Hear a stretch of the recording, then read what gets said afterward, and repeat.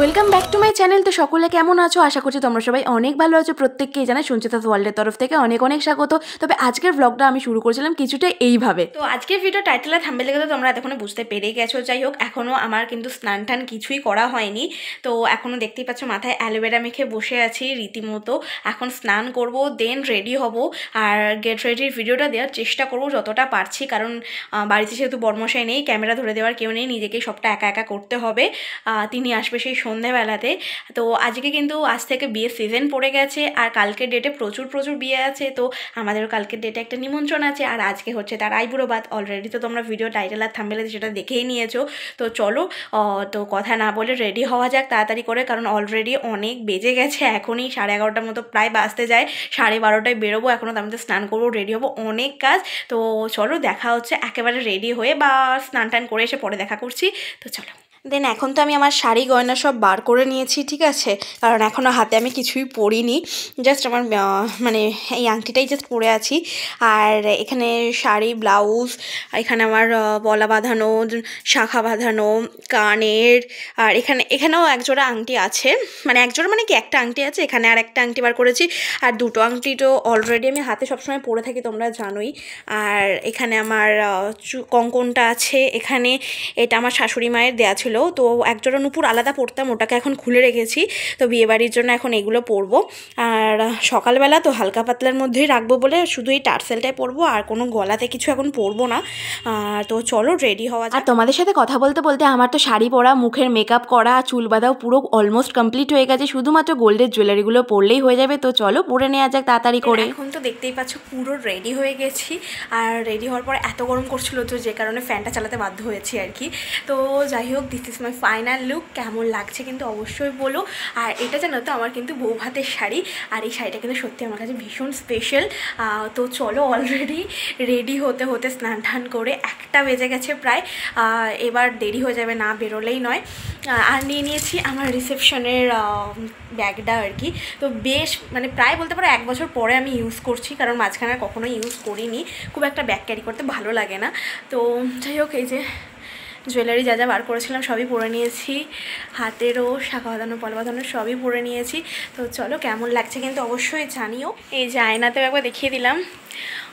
শাড়িটা পুরোটা হচ্ছে তোমার বলো না সবুজ কালার, টিয়া কালার যেটা বলে, আর ব্লু। তো this is my final look. কেমন লাগছে জানিও।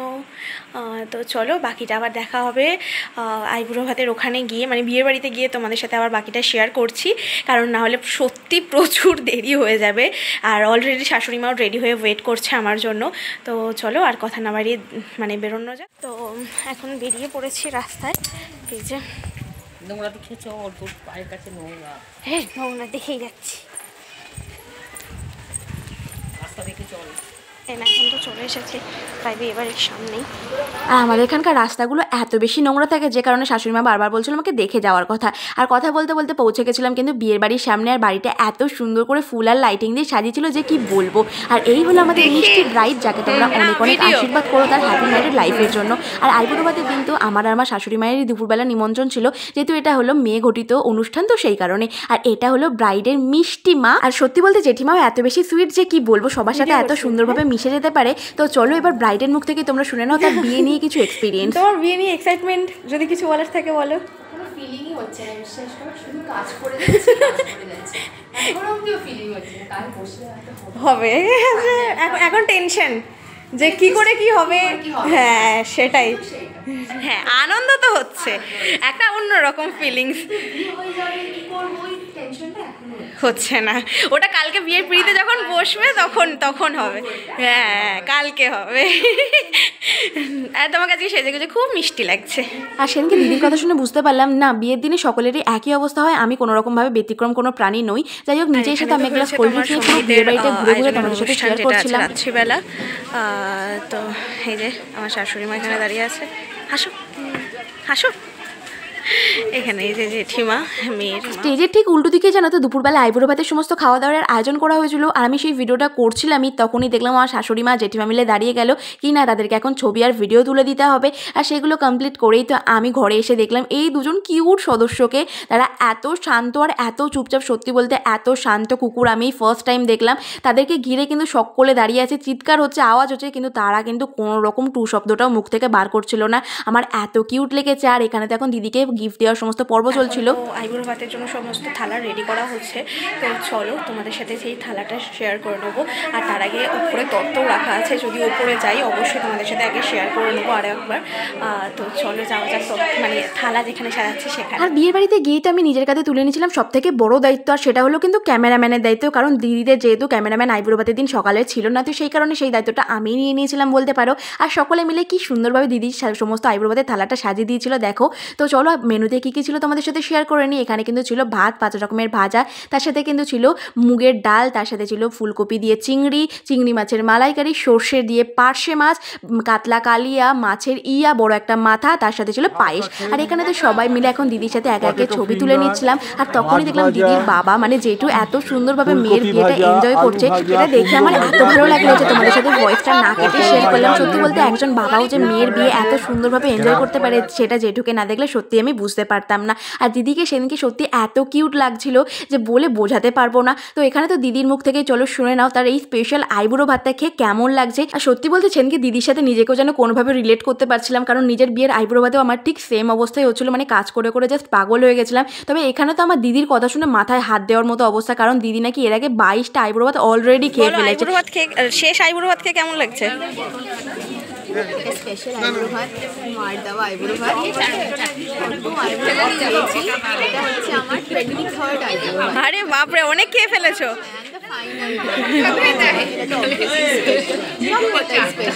তবে এটা একটু বেশি স্পেশাল কারণ মায়ের কাছে শেষবারের জন্য।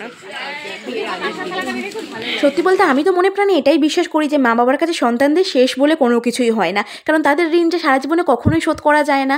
যাই হোক, তোমরা যদি কেউ আমার সাথে একমত হয়ে থাকো অবশ্যই কমেন্টে জানিও। তো দিদির আইবুড়ো ভাত খাওয়া দেখেই তো আমরাও এবার খেতে বসতে চলে এসেছিলাম, কারণ অলরেডি আমাদের সেদিনকে 2:30 পৌনে 3টে প্রায় বাজতে যায়। তাই সকলেই বললো যে বেশি দেরি না করে সবাই খেতে বসে পড়ো। আর আমরাও কিন্তু সেই জন্য খেতে বসে গেলাম। আর খেতে বসে মানে খাবার টেবিলে এসেই তো যেন মনটা একরাশ খুশিতে ভরে উঠলো। কেন বলো তো, আমার যেন তো এই কাঁসার থালার ওপর কলা পাতা দিয়ে খেতে দেওয়াটা এত বেশি ভালো লাগে।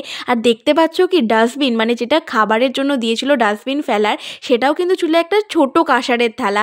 আর দেখো তোমাদের সাথে কথা বলতে বলতে তো প্রথমেই চলে এলো, প্লেটে সার্ভ হয়ে গেছিলো আর কি গরম গরম ভাত, সরু চালের ভাত, তার সাথে ভেজ ডাল, আর তার সাথেই ছিল কিন্তু গরম গরম ফ্রেঞ্চ ফ্রাই।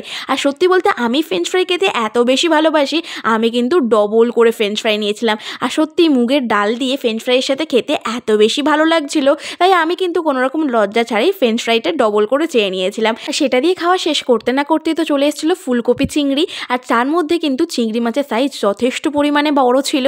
আর তোমরা তো দেখতেই পাচ্ছ চিংড়ি মাছের সাইজটা। আর সত্যি বলতে ফুলকপি চিংড়িটা খেতে হয়েছিল জাস্ট দুর্দান্ত। আমি নই, প্রত্যেকেই যারা ওখানে উপস্থিত ছিল প্রত্যেকেই বলেছে সেই কথাটা। আর আমার শাশুড়ি মা যিনি ফুলকপি অতটা পছন্দ করে না, সেও তো 2বার করে ফুলকপি নিয়েছে জানো। যাই হোক, তারপরেই তো চলে এসেছিলো সর্ষে পার্শে মাছ আর কি।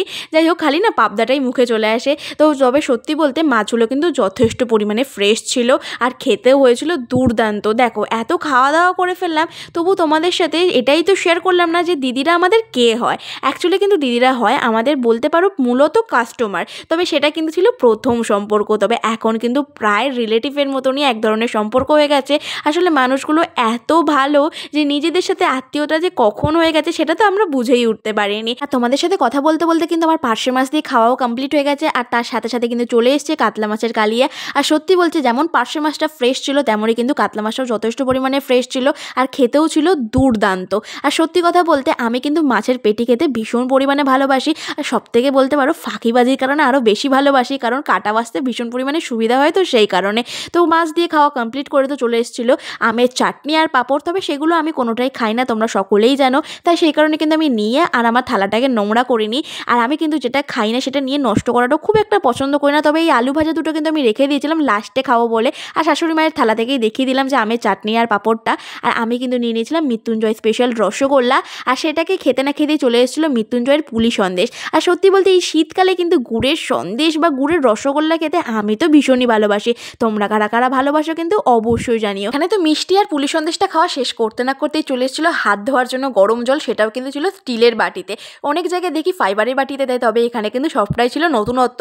আর সব থেকে বেশি আকর্ষণীয় তো ছিল এই যে গয়নার বাক্সর মধ্যে ছিল কিন্তু পান মশলা, যেটা আমার সব থেকে বেশি নজর কেড়েছিল। আর সমস্ত খাওয়া দাওয়া কমপ্লিট করে তো আমি আবারও দিদির কাছে চলে গেছিলাম। তো আজকে আইবুড়ো ভাতের ভিডিওটা কিন্তু আমি এখানেই শেষ করছি। তোমাদের কেমন লাগলো কিন্তু সেটা অবশ্যই জানিও। তবে আমি তো গিয়ে দেখলাম তখনও দিদি সমস্ত খাওয়া দাওয়া কমপ্লিট করে উঠতে পারি। আর সবাই দিদিকে বলছে যে কোনো কিছুই কিন্তু ফেলা যাবে না, আজকে কিন্তু সব কিছুই তোমাকে খেতে হবে। তো যাই হোক, তোমাদের যদি ভিডিওটা ভালো লেগে থাকে লাইক কমেন্ট শেয়ার করতে একদম ভুলো না। টাটা।